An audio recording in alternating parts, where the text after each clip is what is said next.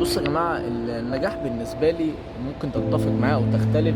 مش شرط اللي أنت تبقى مليونير بقى، واللي أنت تبقى رحت قصر الكبابجي عشان تبقى بني آدم ناجح، أو تبقى مشهور مثلا وعندك مليون فولور والناس بتحبك ومش عارف إيه.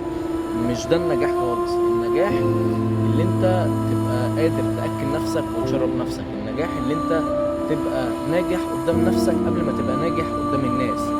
بمعنى اللي أنت تبقى قادر، انت بتصرف على نفسك، ما بتعتمدش على حد، بتساعد اللي حواليك، فانت كده شخص ناجح. ده النجاح بالنسبه لي. مش النجاح بقى اللي انت يبقى عندك ملايين وثروات والكلام ده، عشان في ناس فاهمه ان النجاح غلط. النجاح شهره وجري ورا الفلوس والكلام ده.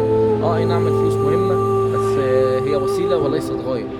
فعشان في ناس دلوقتي بقت فاهمه ان النجاح دلوقتي ان انت توصل لقصر الكبابجي ويقعدوا يسقفوا لك وبتاع. مش ده النجاح. صدقني والله، احنا كلنا في ناس كتير قوي ناجحة، وانت لو انت عايش في سلام وتقدر تغطي مصاريفك وتساعد اللي حواليك وعايش كده في سلام، فانت كده بني ادم ناجح. مش شرط تبقى مليونير وتبقى مشهور عشان تبقى ناجح، لان في ناس كتير ناجحة محدش يعرف عنها حاجة.